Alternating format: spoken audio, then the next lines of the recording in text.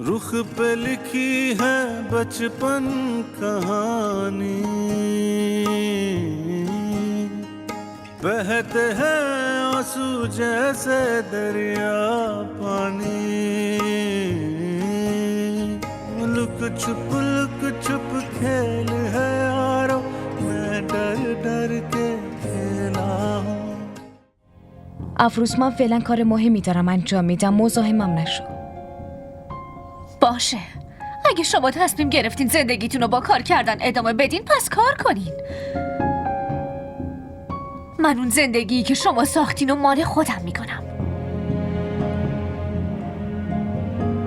ببینیم این کارتون پیشرفت میکنه یا اون زندگی که ولش کردین.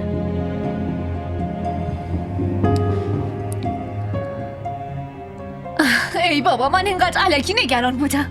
من فکر میکردم شما با هم دعوا میکنین، میجنگین، سرزنش و شکایت میکنین، ولی شما هیچ کدوم از این کارا رو انجام ندادید. من بعد از ازدواجم همینطور رابطه دوستانه با شما میخوام آبجی. لطفاً اینقدر چرت و پرت نگو. هر چیزی حدی داره. اگه تو همچین کاری رو انجام دادی پس یادت باشه من هیچ وقت نمیبخشمت.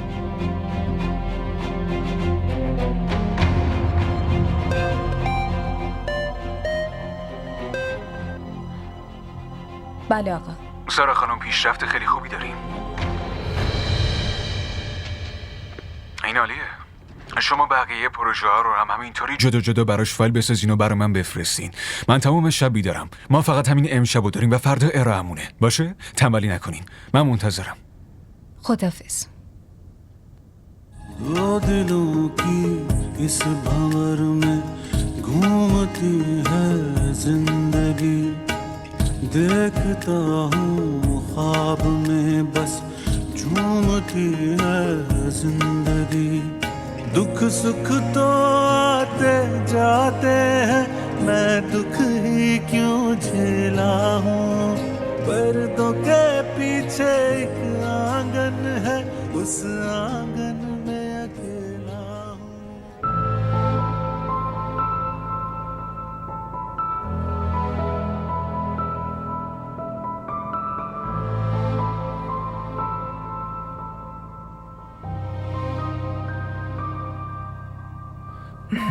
خانم رومینا، اگه آدم کم دارین یه طبقه هم بالا داریم. اونجا میتونید آدم رو بر علیه من تحریک کنین. هیچ فایده ای نداره. من هر کاریم بکنم تو تهش همینی. شاید شما نمیدونین که تو شرکت هایی که مردم دنبال حرف و حدیثن سیاست گذاری های بی جایی وجود داره خانم رومینا. من علاقه‌ای به سیاست بازی ندارم. علاقه ندارین؟ شما که همش تو اتاق همکارا میرین و غیبت میکنین، مدام دارین پچ پچ میکنین. درسته شاید در مورد من صحبت نکنین ولی همیشه این کارو انجام میدین خانم. من فکر میکردم شما اومدین اینجا برای یه لقمه نون حلال دارین کار میکنین، ولی متاسفانه میبینم که به جای کار خیلی کار دیگه هم میکنین. سرت به کار خودت باشه بلال. نون حلال در میارم یا حروم، این کار مدیریت، به تو ربطی نداره. کاملا داری درست میگی. من سرم به کار خودم بود ولی تو منو راحت نذاشتی. واقعا جای افسوسه که دشمنیت با من الان داره تبدیل به دشمنی با دخترم میشه. باز تو میخوای بر علیه این دیگه چیکار کنی نمیدونم. میدونی چیه؟ فقط دو گزینه است. اول اینکه یا اینجا بمونم و موضوع غیبت کردنات باشم، دوم اینکه یه جای دیگه برم و سرم به کار خودم باشه. خیلی خب، فکر میکنم که گزینه دوم بهتره. من دارم از اینجا میرم. خداحافظ خانم رومینا.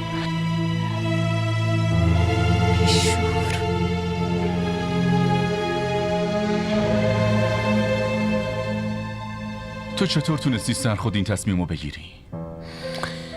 من فقط نمیخواستم که به خاطر من و دخترم همکارا اذیت بشن. نه اینجوری نیست. همه ی همکارا پیش شما از من شکایت کردن.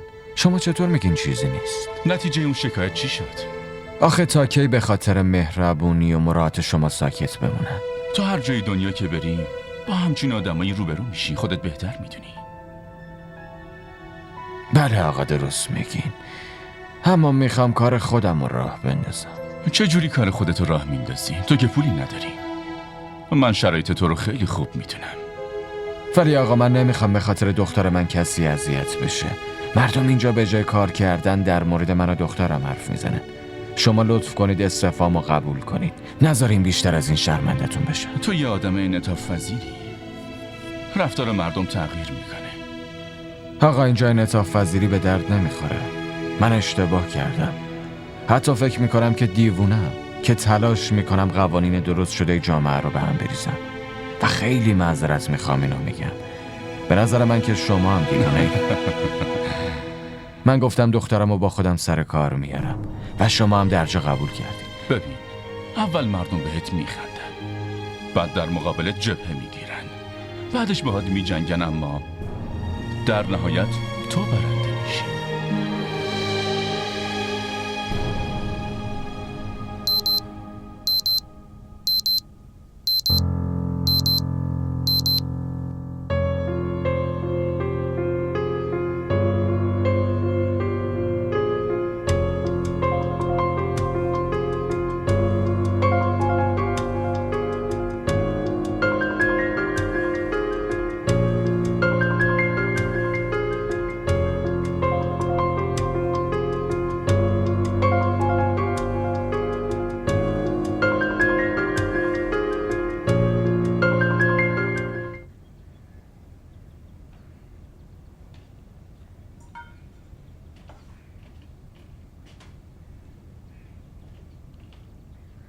خداحافظ مامان. کجا صبونتو بخور بعد برو دخترم. مامان خیلی دیر شده، باید برم سر کار، اینطوری نمیرسم. مگه 4 تا لقمه صبونه چقدر وقتتو میگیره؟ این دیگه چه کاریه؟ تو و عابد به خاطر این پروژه خوابو به خودتون حروم کردین. من گفته بودم کار کنی، نگفتم از خودت ربات بسازی. مامان واقعا دیگه دیرم شده، سر کار صبونمو میخورم. باشه، خداحافظ. به سلامت.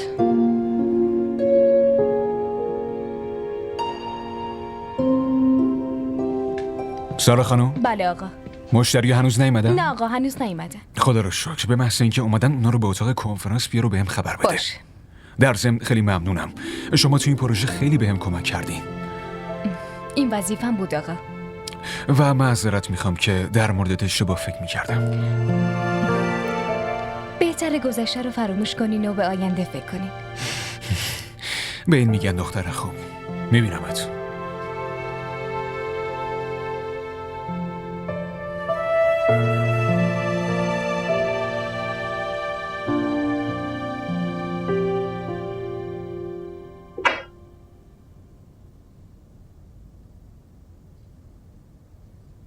آقا مشتری‌ها اومدن، تو اتاق کنفرانس منتظرتونن.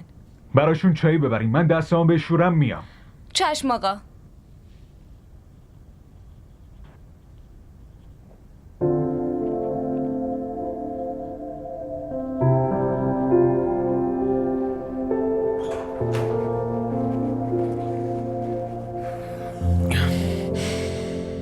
پرونده کجاست؟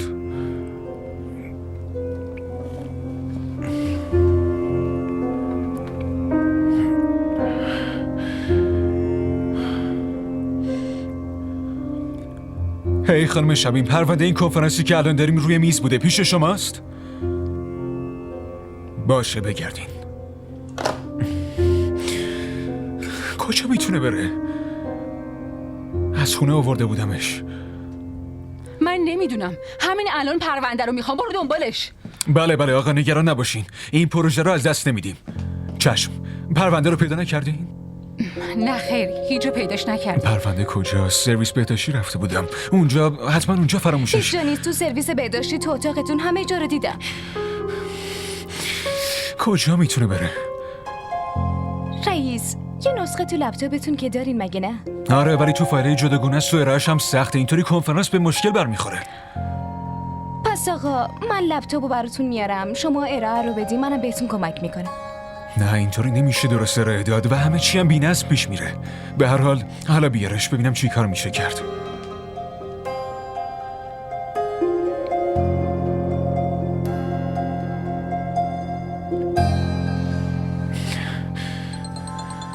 الو آقای بیک، من چند لحظه دیگه میام، جلسه رو شروع میکنم. آقا من تو چند لحظه دیگه جلسه رو شروع میکنم، شما اینقدر ناامید نباشی، من حواسم هست. چی؟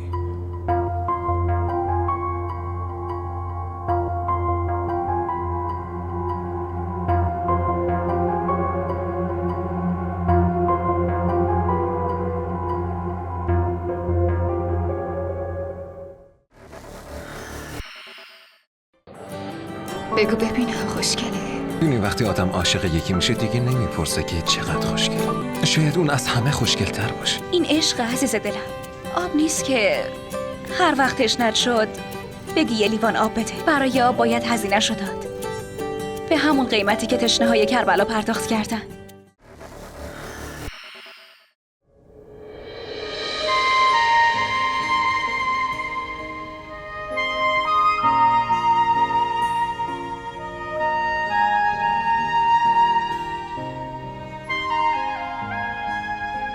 اینجا چه خبره؟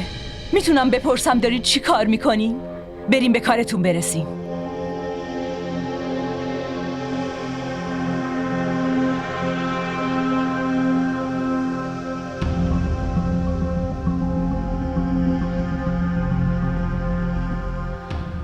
به خاطر من همه ی زحماتش از بین رفت. به خاطر تو نه، بلکه عابد. زحمتهای اون بود که نادیده گرفته شد. نکنه میخوان اخراجش کنن. در این مورد که نمیتونم چیزی بگم. آره، ولی اینقدر رو میدونم که باهاش خوب رفتار نشد. خاله شما میدونین از وقتی تو این پروژه با عابد کار کردم شناختم که آدم خیلی خوبیه. اون که از اول خوب بود، ولی قبلا من اونو به عنوان دوست بلال میشناختم. یه چیزی بگم، من آدم کار درستی مثل عابد که تو کارش اینقدر صادقه هیچ وقت ندیدم. بیا بریم اتاقشو باهاش صحبت کنیم، شاید اینطوری حالش بهتر بشه. نه خیر، بذار الان تنها باشه. یکی باید باشه که دلداریش بده. اون الان فقط به تنهایی نیاز داره. و اگه حرفمو میشنوی فعلا کاری باهاش نداشته باش، بذار تنها بمونه. تو هم خسته به نظر میرسی، برو یکم استراحت کن، منم برم به کارم برسم. باشه فعلا.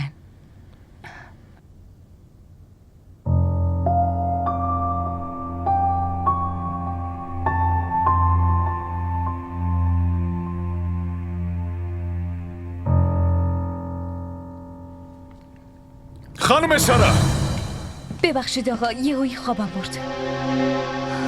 شما به من میگین گذشته رو فراموش کرده و با آینده فکر کنیم، ولی برای دفن کردن من دارین انتقام گذشته رو میگیرین. شما چی میخواین؟ من چیکارتون کردم ها؟ در مورد چی حرف میزنین؟ شما همه چی رو میفهمین و خودتون رو به نفهمی میزنین. چرا خودتون رو بیخبر نشون میدین؟ به من بگین من در حقتون چیکار کردم؟ به جز سخت گرفتن توی کار من دیگه چه زیاده روی در حقتون کردم ها؟ آقا لطفاً بهم بگین که چی کار کردین. این آقا گفتن رو بس کنین، فهمیدین؟ وقتی ته دلتون یه چیز دیگه است پس تو کلامتون احترام الکی اصلا خوب به نظر نمیرسه. چی شده آقا عابد؟ چرا اینقدر عصبانی هستین؟ شما ساکت بمونین. شمیم خانم، من به گفته شما ایشونو تو پروژه آوردم، بهتون اعتماد کردم. آقا شما حداقل بهم بگین تقصیر من چی بوده؟ مگه من چه کار اشتباهی کردم؟ یعنی واقعا میخوایم بدونین که چیکار کردین؟ یعنی نمیدونین؟ این خانم از رو میزم اون پرونده رو دزدیدی که برای کنفرانس امروز نیازش داشتم. آقا حاضرم قسم بخورم من اون پرونده رو ندزدیدم، من دزد نیستم. چرا قسم میخورین؟ من خودم دوربینا رو چک کرده بودم. شما از رو میزم پرونده رو برداشتین و از اتاق بیرون رفتین. آقا اون پرونده که همینجاست. اینو من برای امضا روی میزتون گذاشته بودم، همینو دوباره برداشتم. شما میتونین الان چک کنین. با نشون دادن این کیو میخوایم به بازی بدین؟ منو یا خودتونو؟ چهره واقعی شما رو شناختم. این خیلی زن خطرناکیه. 3 روز پشت هم شب و روز با هم کار کردین که اعتماد ما به دست بیارین تا که بعدش بهم حمله کنین. حق ندارین هرچی دلتون خواست بهم بگین و منم بشنوم. خانم سارا، شما امروز حرفمو نابود کردین. شما یه زن دیوونه و خودخواه هستین. فهمیدین؟ شما زنی هستین که نتونستین زندگیتون رو سامان بدین. زندگی آدم بیچاری مثل بلال رو نابود کردین. بچه هاتونم به خاطرتون آواره شدن. برای شما هیچ کسی مهم نیست. برین کنار.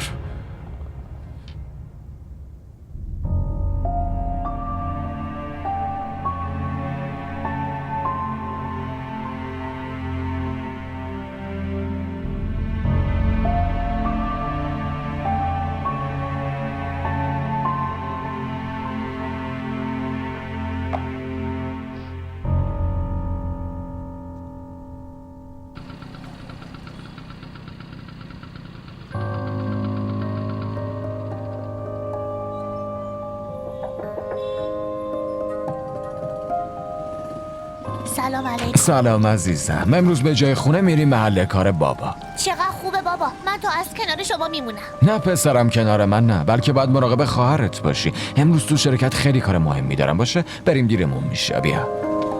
آفرین. لطفاً برو. خب گلزار عزیزم، شرکتمون چطوره؟ خیلی خوبه. پس بریم تو رو ببرم تو آشپزخونه. باشه؟ هر وقت که خواهرت تشنه شد از اونجا میتونی بهش یکم شیر بدی. اینجا آشپزخونه‌مونه. سلام آقا. علیک السلام. آقا این بچه شماست؟ بله. اصلا نگران نباشین. هر چی نیاز داشتین به من بگین. من حواسم هست. شیرم براش درست میکنم. من از تو خیلی ممنونم، ولی به نظر من گلزار میتونه خودش مراقب خواهرش باشه. بیا عزیزم. باش.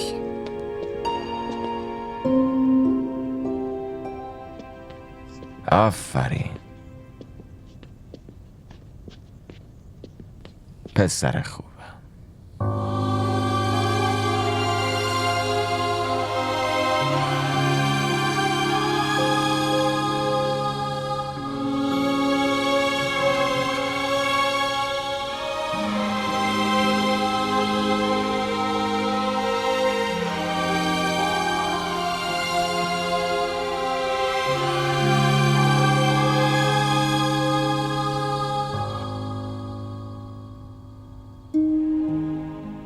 دخترم چرا گریه میکنی عزیزم؟ ها؟ چی شده؟ بی خیال مامان. برای چی گریه نکنه؟ یعنی چی بی خیال؟ به این واضح بگو چی شده؟ حال روزتو ببین. همه ی راه رو گریه کردی نه؟ من بهتون گفته بودم نه که نمیخوام پیش دوست بلال کار کنم، ولی شما منو مجبور کردین. یادتونه؟ اون به چیزی گفته مگه نه؟ اگه چیزی میگفت اینقدر افسوس نمیخوردم. اون بهم تهمت بزرگی زد مامان.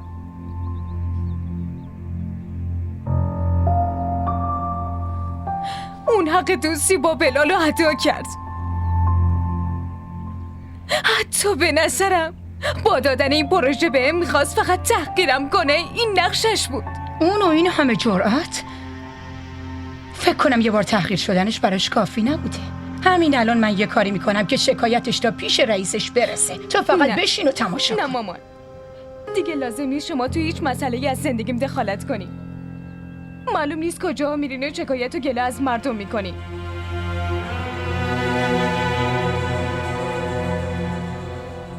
دنیا هم اینجوریه، سنگدل، خودخواه.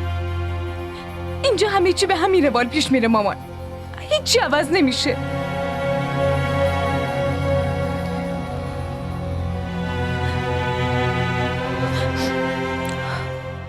مامان، من استعفا دادم.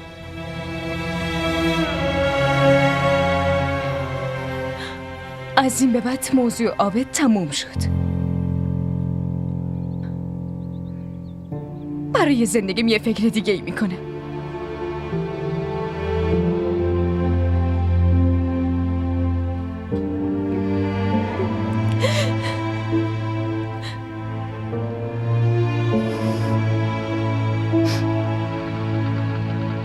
ما را در شبکه‌های اجتماعی دنبال کنید.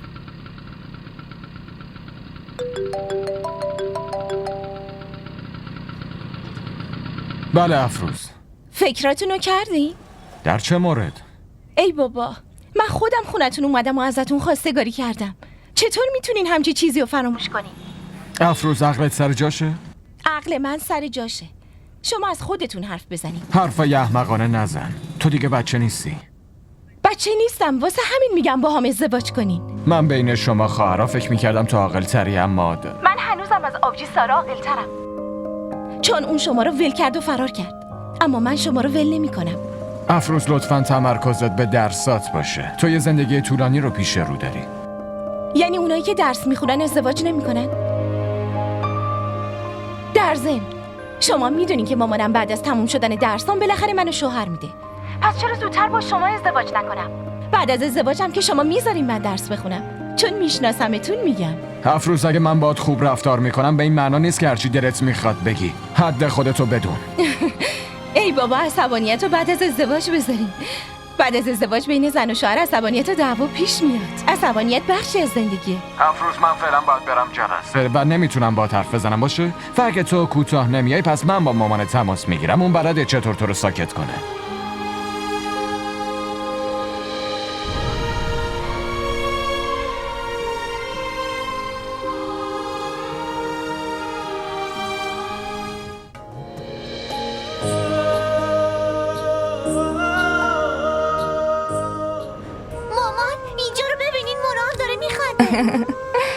تو چی فکر میکنی؟ که مونا همیشه گریه میکنه؟ مونا هم بلده بخنده. گلزار، امروز بهم یه قول بده. چه قولی مامان؟ اینکه همیشه مونا رو بخندونی. ولی من که از این شکلک ها بلد نیستم آخه. هنوز تا صبح کلی وقت داریم خوشگلم. من همش رو بهت یاد میدم. रुख पे लिखी है बचपन कहानी, बहते हैं आंसू जैसे दरिया पानी.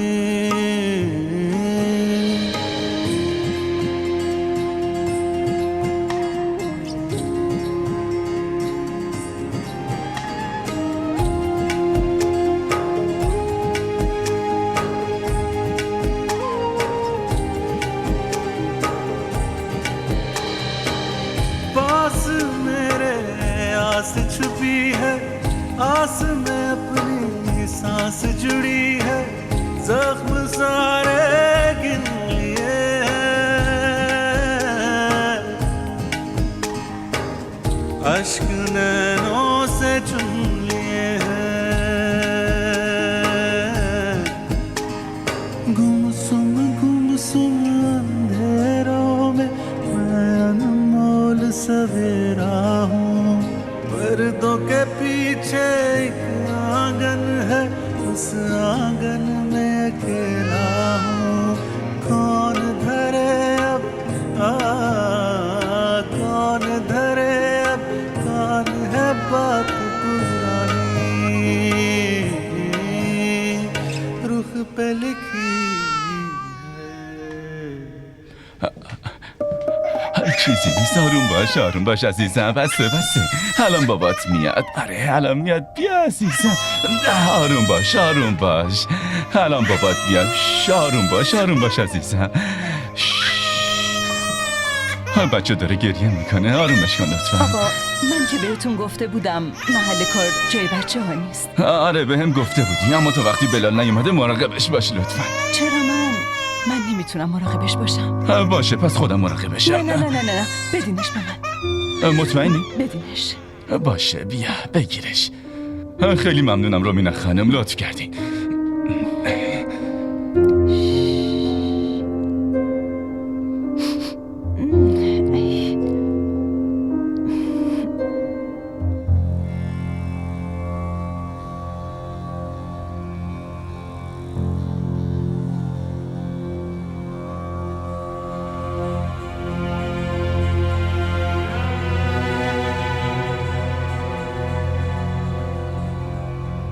گلزار،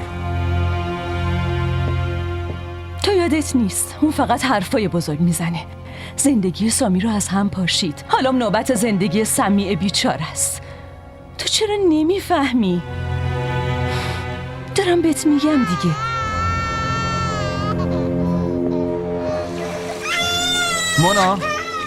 مونا بیا عزیزم. این دیگه چه وضعشه؟ کی این کارو کرده؟ بیا عزیز دلم. آروم باش عزیزم. آروم عزیز دل من. کی بود این کارو کرده؟ گلزار کجاست؟ نمیدونم. مونا رو کی رو سین گذاشته؟ من. چی؟ تو گذاشتیش؟ کی به تو گفت این کارو بکنی؟ معذرت میخوام. بچه گریه میکرد و رئیس گفت مراقبش باشم.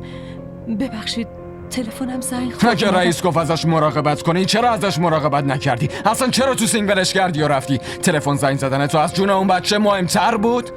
که اونو همونجا ول کردی و رفتی. اصلا تو آدمی یا نه؟ گلزار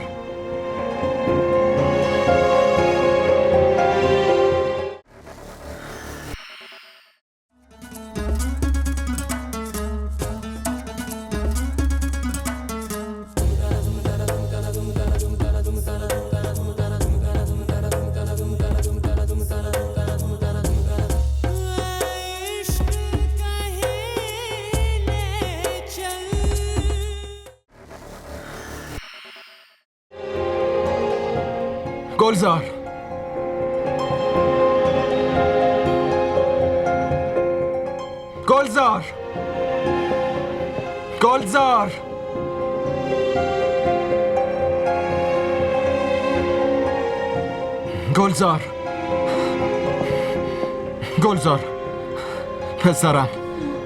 گلزار چرا اینجا خوابیدی؟ بله بابا. من که بهت گفته بودم خواهرتو تنها نذاری. چرا اومدی اینجا خوابیدی پسر من؟ بابا من قسم میخورم که نمیخواستم اصلا بخوابم. میدونم برای خوابیدن نیومدی. خودم فهمیدم. این عکسو که تو دستت گرفتی و نشستی حتما همینطوری انقدر نگاش کردی تا خوابت برده. بابا چی؟ از امروز به بعد دیگه این عکسو نمیبینی. فهمیدی؟ پاشو بریم.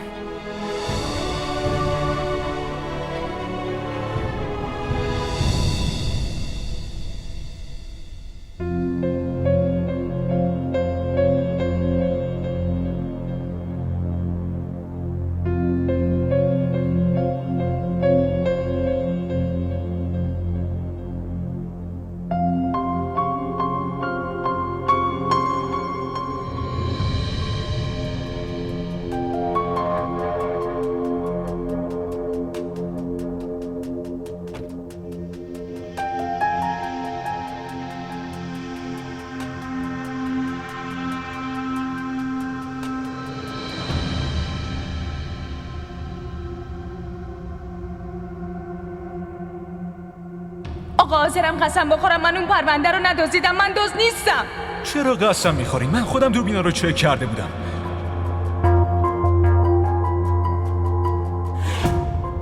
با نشون دادن این کیو میخوایم به بازی بدین؟ منو یا خودتونو؟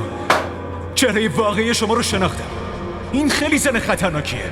3 روز پشت هم شب و روز با هم کار کردین که اعتماد ما به دست بیارین تا که بعدش بهم حمله کنین.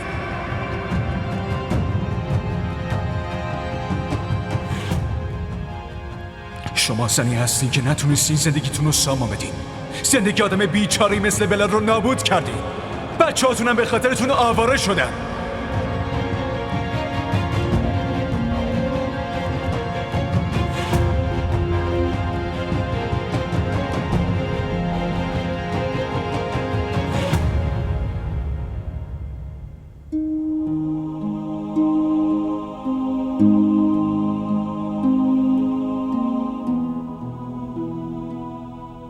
بابا مونا خوب میشه دیگه مگه نه؟ برای تو چه فرقی داره؟ به خاطر تو الان مریض شده.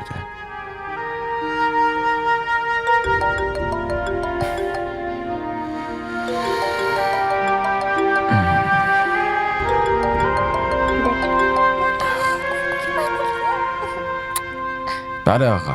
سلام بلال، چرا امروز نیومدی؟ دیروز با تحویل دادن دخترم به رومینا اصلا کار خوبی نکردی. اون مگه چی شده؟ یعنی شما نمیدونی؟ نه خیر نمیدونم، بگو چی شده. اگه در این مورد از رومینا بپرسین خیلی بهتره. نه خیر برد، من میخوام از تو بپرسم. بهم بگو چی شده. پس گوش کنی. من با هیچکی دشمنی ندارم. عادتم ندارم از کسی شکایت کنم. این مسئله دخترمه. دخترم از دیشب داره تو تب میسوزه. منم همه شب نتونستم بخوابم. پسرم هم امروز نبردم مدرسه. رومینا اگه مشکلی داره خب اون به خودش مربوطه. اما اون بچه که خیلی گناه داره، خیلی کوچیکه. باشه درست، من با رومینا حرف میزنم.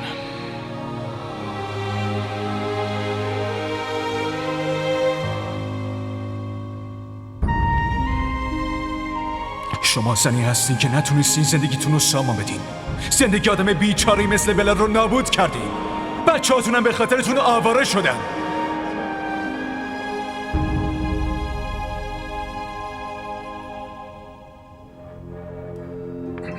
خوب گوش کن. سارا با شما و دفترتون دیگه هیچ ارتباطی نداره. دیگه اینجا تماس نگیرین. دفعه آخرت باشه. محض رضای خدا اونو راحتش بذارین.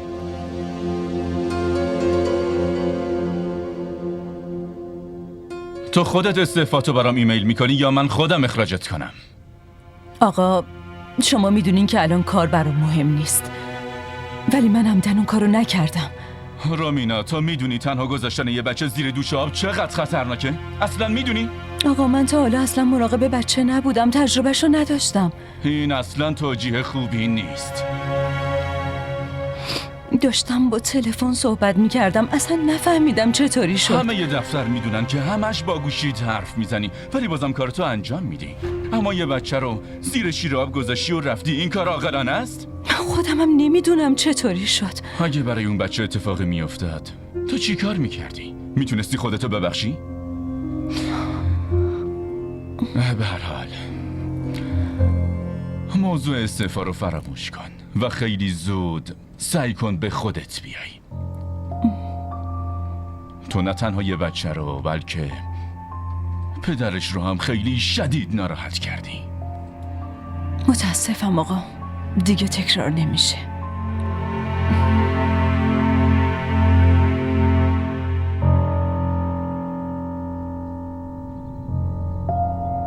ما را در شبکه‌های اجتماعی دنبال کنید. داداش بفرما، اینم چایید. من به مامان گفتم چای درست کنه. مامانم به من گفت. پس این چای رو ببر برای مامان. داداش شما هنوزم از من ناراحتین؟ ببینین ما دعوا کنیم، سر و صدا کنیم، هر کاری که بکنیم آخرش که خواهر و برادریم، مگه نه؟ و یه چیز دیگه، شاید من شما رو تو شادی یا تنهاتون بذارم ولی مطمئن باشین تو غمتون هیچ وقت تنهاتون نمیذارم داداش. اینو مطمئن باشین. میدونم به خاطر نگرانی حال مونا امروزم صبحونه نخوردین.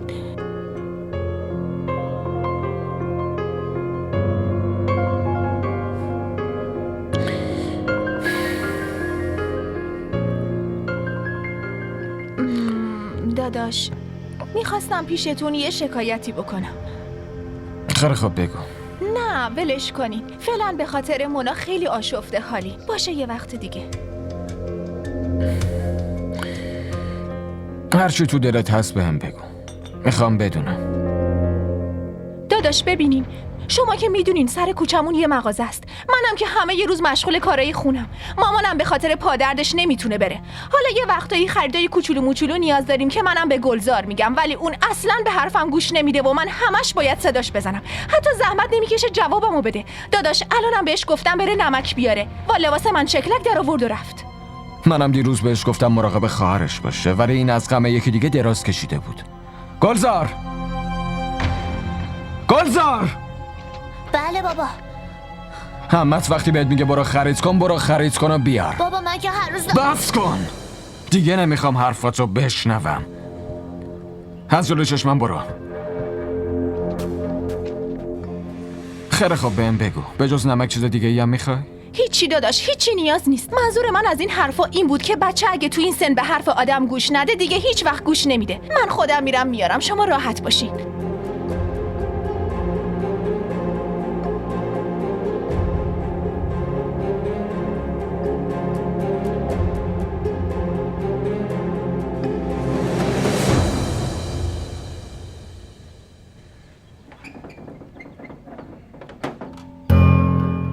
بله بفرمایید. سلام علیکم، اسم من عابده. فکر کنم شما مامان سارا هستین، درسته؟ فکر کنم اشتباه اومدین.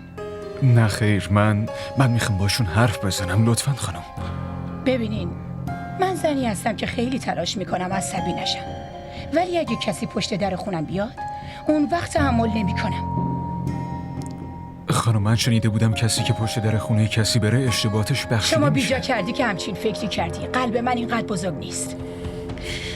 من باید با سارا حرف بزنم، لطفاً. اول بذارین حرفایی رو که زدین رو حذف کنه تا بعدش ببینیم چی میشه. ازتون خواهش میکنم بگین که من اومدم. لازم نمیبینم بهش بگم. ما دوتا یکی هستیم. حرف من یعنی حرف سارا. خانم ببینین، یه سوء تفاهم پیش اومده. چه سوء تفاهمی؟ چرا واضح نمیگین آقا؟ که شما به دفاع از دوستتون بلال دخترمو اذیتش میکنین. ببینین این به بلال هیچ ربطی نداره. بهتره برین و یکی دیگر رو احمق فرض کنین. اول شما رفتین شاهد طلاقش شدین، بعد حق دوستیتون رو ادا کردین. حالا دیگه چی تو فکرتون میگذره ما از کجا بدونیم؟ فعلا که تو فکر من چیزی جز احساس شرمندگی هیچی نیست. راستش من از اول اصلا سارا خانم رو نمیشناختم. وقتی اون تو این پروژه به هم کمک کرده بود من از نزدیک تونستم بشناسمش. ما با هم دیگه دوستای خوبی شده بودیم و هم دیگه رو درک میکردیم. یه اشتباه من همه چی رو به هم ریخت. اشتباهی که همین امروز متوجه شدم. تو عمدن از مدرسه دیر میای نه؟ تا من نتونم بهت کاری بگم. عمه من همیشه همین موقع میام. بابا منو میرسونه خونم. بابات که از مدرسه تا خونه میرسونتت، ولی تو نمیایی تو خونه.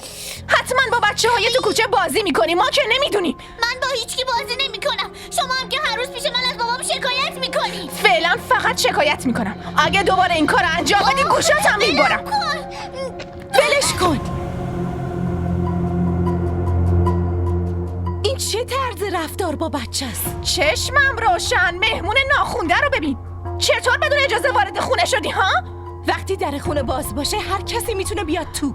بذار حسابشو برسم. حتما در این باز گذاشته که داری ازش طرفداری میکنی. داداش بلال میدونه که داریم با بچه ها اینطور رفتار میکنیم. افروز حد خودتو بدون، فهمیدی؟ وگرنه همه ادب و احترامو فراموش میکنم.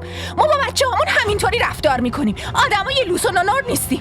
گوش کن ببینم، وقتی اینقدر به فکر بچه هایی پس برو از خواهرت بپرس که چرا این بچه ها رو ول کرده. اینا بی صاحب نیستن. रुख पे लिखी है बचपन कहानी